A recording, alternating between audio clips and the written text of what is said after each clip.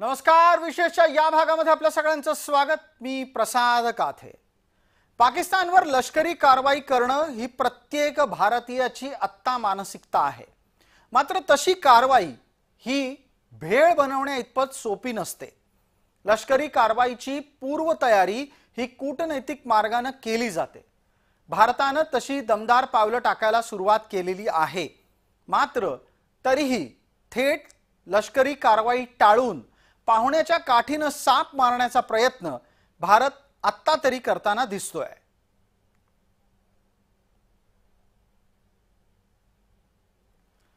भारताने आत्ताच्या घडीला INS सूरत या युद्धवाहू नौकेवर क्षेपणास्त्राची चाचणी केली।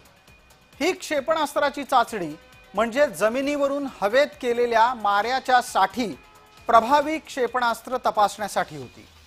सूरतवरून करण्यात आलेल्या या क्षेपणास्त्राच्या मुळे अपेक्षित तो संदेश निश्चितच पाकिस्तानमध्ये पोहोचला आहे।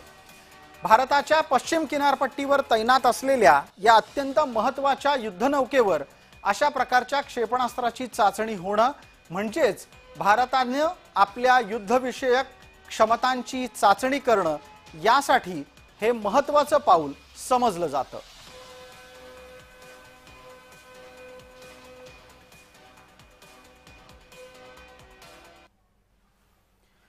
या दरम्यान भारतामध्ये ज्या पद्धतीनं हल्ला सहन करून घरी परतलेली माणसं आपली कहाणी सांगतात, त्यामुळे अत्यंत स्वाभाविकरित्या झाल्या प्रकाराचा संताप सर्व पातळ्यांवर व्यक्त होतो आहे। पर्यटकांना त्यांचा धर्म विचारून ठार मारण्यात आल्याची गोष्ट ही अनेकांपर्यंत पोहोचली आहे। जागोजागी या निमित्ताने निषेध व्यक्त होतोय।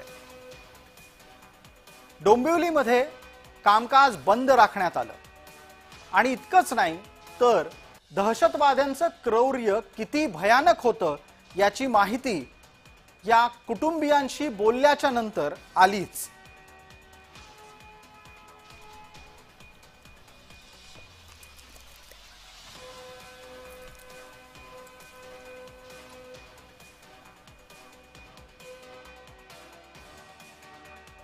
एक दीडच्या सुमारास आम्ही पोहोचलो। इकडे सगळे भरपूर गर्दी पण होती, खूप खुश होते, सगळे आनंदी होते, फोटो वगैरे काढणं चालू होतं। नंतर थोडा वेळ आम्ही ऊन वगैरे थोडंसं होतं म्हणून आम्ही पाणी पिण्यासाठी आणि थोडा खाण्यासाठी म्हणून स्टॉलवर वगैरे गेलो। तर तिकडे आमचं खाऊन झालं। त्याच्यानंतर थोडासा आम्हाला शूटिंगचा आवाज आला, पण आम्हाला असं वाटलं की पर्यटन स्थळ आहे त्यामुळे इथे काहीतरी गेम्स वगैरे असतील म्हणून लक्ष नाही दिलं। पण नंतर अचानक फायरिंग सुरू झाली, त्यामुळे सगळंच हल्ला बसला तिकडे, एकदम गोंधळ उडाला, सगळेच घाबरले लोक। नंतर आम्ही झुकलो सगळे खाली, सगळेच खाली झुकले। पण नंतर मग ते आम्हाला विचारायला लागले की हिंदू कोणी आणि मुस्लिम कोणी, पण तरी कोणी रिप्लाय दिला नाही त्याला की कोणी हिंदू वेगळे झालेले कोणी पण तरी आमच्या ते एक जण होते ते पुढे म्हणजे बोलले की का असं करताय तुम्ही, आम्ही काय केलंय म्हणून। तर असं बोलायला गेले तर त्यांना शूट केलं। माझे मिस्टर बोलले की गोळ्या घालू नका, आम्ही काही नाही करत, आम्ही बसतोय ते, तर त्यांनाही शूट केलं। परत त्यांनी विचारलं की हिंदू कोण आहे म्हणून, तर आमच्या जिजूंनी हात वरती केला, तर त्यांनाही शूट केलं। आमच्या समोर आमच्या तिन्ही फॅमिलीला त्यांनी शूट केलं। आणि आमच्या घरातले कर्ते पुरुषच होते ते। असं बरेच जणांना त्यांनी तिथे मारले, आम्ही काहीच करू शकलो नाही त्यांना। भारताच्या लष्करी कारवाईची चर्चा करत असताना आम्ही आपल्याला हा मुलाखतीतला भाग यासाठीच दाखवला कारण इथे झालेला हल्ला हा धर्माधारित आहे आणि या पाकिस्तानमधून प्रायोजित केलेल्या इस्लामी अतिरेक्यांच्या धर्माधारित हल्ल्याला तिथल्या लष्कर प्रमुखांचं समर्थन आहे। पाकिस्तान की कहानी अपने बच्चों को जो है आपने जरूर सुनानी है ताकि वो पाकिस्तान की कहानी न भूलें। Well, our forefathers they thought that we are different from the Hindus in every possible aspect of life. हिंदूंपासून आपण प्रत्येक पातळीवर वेगळे आहोत हे आपल्या पुढच्या पिढीला शिकवायला हवं असं जेव्हा पाकिस्तानचा लष्कर प्रमुख सांगतो तेव्हा निश्चितच त्यांना आतून कुठे ना कुठेतरी भारताच्या कारवाईची भीती वाटू लागलेली असते। आणि ही भीती आत्ताच्या घडीला सिंधू जलकराराच्या स्थगितीमुळे निश्चितच वाटायला लागली आहे।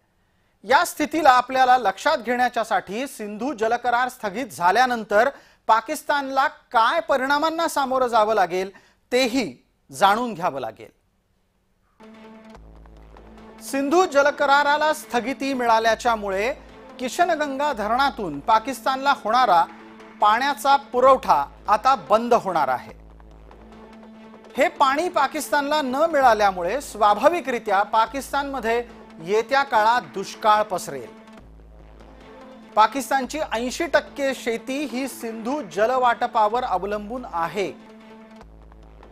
सिंधूमुळे पाकड्यांच्या 1,60,00,000 हेक्टर भूभागाला पाणी मिळतं। गहू, तांदूळ, ऊस आणि कापूस या पाकिस्तानमधल्या उत्पादनावर आता विपरीत परिणाम होईल। पाकिस्तानचं बासमतीचं उत्पादन खड्ड्यात जाईल। कराची, लाहोर आणि मुलतान या भागामध्ये पिण्याच्या पाण्याचं संकट उभं राहणार आहे। तबरेला आणि मंगेला हे जलविद्युत प्रकल्प बंद पडतील। घरगुती आणि उद्योगांना होणारा पाकिस्तानमधला वीज पुरवठा खंडित होईल। सिंधू जल नसेल तर पाकड्यांचं 25% सकल राष्ट्रीय उत्पन्न घसरणार आहे।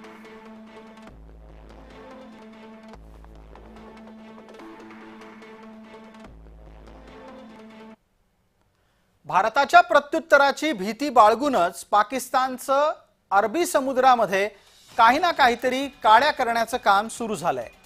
त्यांनी अरबी समुद्रामध्ये गोळीबाराचा सराव सुरू केलाय।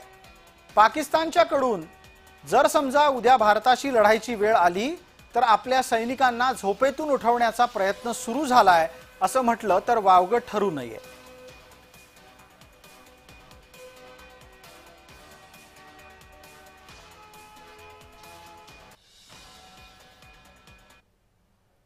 दुसऱ्या बाजूला आंतरराष्ट्रीय पातळीवर पाकडे रडायला लागलेत। पहलगामच्या हत्येशी आपला कुठलाही संबंध नाही असं म्हणत पाकड्यांनी आत्तापासूनच आपली होणारी कोंडी जगासमोर उघडी केली आहे। गुज़श्ता दिनों जम्मू कश्मीर के इलाका पहलगाम में जो हमला हुआ है और 27 जानों का ज़िया हुआ है, हम इसकी पुरजोर मजम्मत करते हैं। इस हमले की आड़ में हिंदुस्तान के मीडिया ने मुझे मोर्द इल्जाम ठहराया, फौरी तौर पर पाकिस्तान पर इल्जाम तराशी की है और गुज़श्ता 24 घंटे हिंदुस्तान का मीडिया इल्जाम तराशियों पर उतरा हुआ है। तो ये भी नहायत अफसोसनाक वाक़या है। और अब हिंदुस्तान ने सिंतास मुआहदे को भी मुस्तरद कर दिया है और मुअत्तल कर दिया है और पाकिस्तान के वो पानियों को रोकना चाहता है और पाकिस्तान की ज़राअत को, पाकिस्तान की सनत को वो तबाह करना चाहता है। वो एक जंगी दुश्मन है। तो हम हिंदुस्तान के अज़ैम को समझते हुए दुनिया से ये मुतालबा करते हैं कि वो आंखें बंद करके हिंदुस्तान की हिमायत करने की बजाय वो हक और सच के साथ खड़े हों, हिंदुस्तान की जारहियत की मजम्मत दुनिया करे। और ये जो कश्मीर के इलाका पहलगाम में हिंदुस्तान ने खुद साख्ता ड्रामा रचाया है, हम इसको मुस्तरद करते हैं। ये उसकी सोची समझी साजिश है और इसका हक़ायक़ के साथ पाकिस्तान या पाकिस्तान के किसी पुरअमन शहरी के साथ हरगज कोई ताल्लुक नहीं। विशेषतः या भागामध्ये तुर्तास इतकंच। आपण पाहत रहा फक्त जय महाराष्ट्र।